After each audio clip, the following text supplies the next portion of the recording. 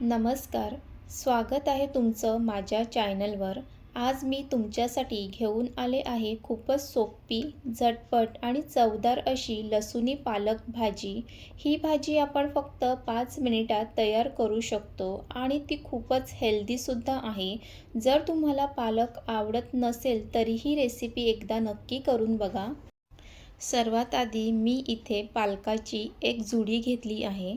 आता ही पालकाची जुडी ओपन करून त्यातली चांगली पानं वेगळी करून घेणार आहे. जुनी किंवा खराब पानं काढून टाकायची आहेत. तर इथे अशा पद्धतीने चांगली पानं ही वेगळी करून घेतलेली आहे. त्यानंतर पालक बारीक बारीक चिरून घेणार आहे. पालक जितका बारीक चिरलेला असेल तितकी भाजी जास्त छान लागते. लसूणी पालक ही रोजच्या जेवणात करता येणारी हलकी आणि पौष्टिक भाजी आहे. पालकात भरपूर आयर्न, फायबर आणि विटॅमिन्स असतात आणि लसूण घातल्यामुळे या भाजीला खूपच छान चव येते.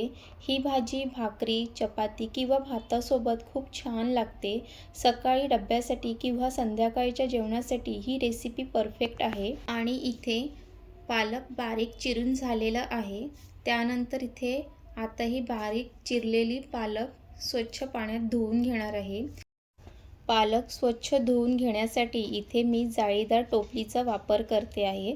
ज्यामुळे पालक धुतल्यानंतर त्यातलं सगळं पाणी नीट निघून जातं आणि पालकात पाणी साचून राहत नाही. त्यानंतर पालक लसूणीसाठी लागणारे साहित्य घेत आहे. कांदा, टोमॅटो आणि लसूण. कांदा आणि टोमॅटो बारीक बारीक चिरून घेत आहे आणि ही रेसिपी पालक लसूणीची असल्यामुळे यामध्ये लसूण थोडा जास्त प्रमाणात वापरणार आहे, ज्यामुळे भाजीला खूपच छान चव येते.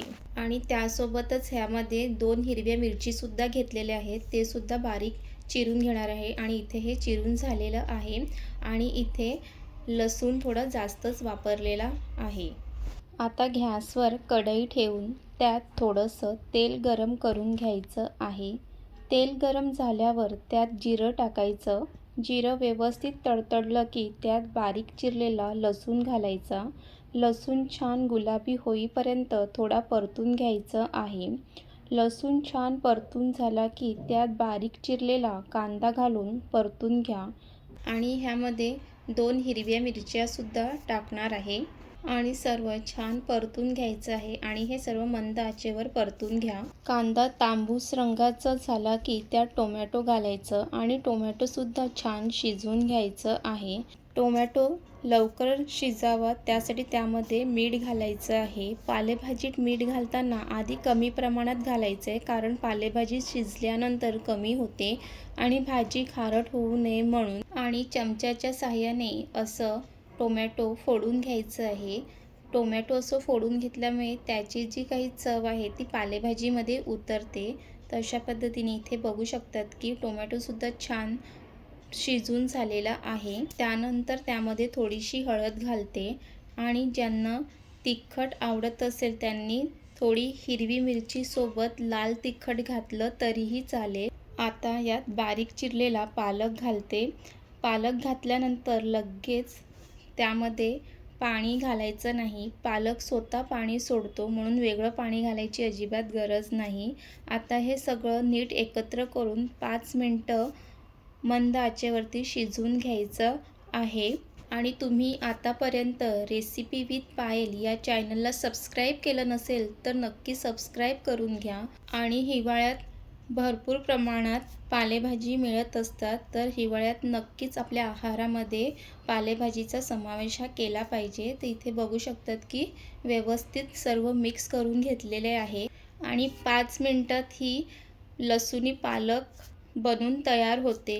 झटपट होते रेसिपी आणि तेवढीच ती आपल्या शरीरासाठीही पौष्टिक आहे. आणि इथे बघू शकतात की आपण पालकमध्ये अजिबात पाण्याचा वापर केलेला नाही आहे, तरी पण त्यामध्ये पाणी हे दिसत आहे. तर पालक स्वतः त्याचं पाणी सोडतो. तर अशा पद्धतीने मध्ये मध्ये हे असं मिक्स करून घ्यायचं आहे. आणि इथे मऊ चवदार अशी लसूणी पालकची भाजी बनून तयार झालेली आहे.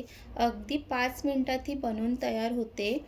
आणि इथे बघू शकतात की ती जितकी दिसायला भारी दिसत आहे तेवढीच ती चवीलाही खूप भारी झालेली आहे. आणि ह्यामध्ये आपण भरपूर असं लसूण टाकल्यामुळे लसणाचं जो काही वास आहे तो सुद्धा ह्या भाजीतून येत आहे.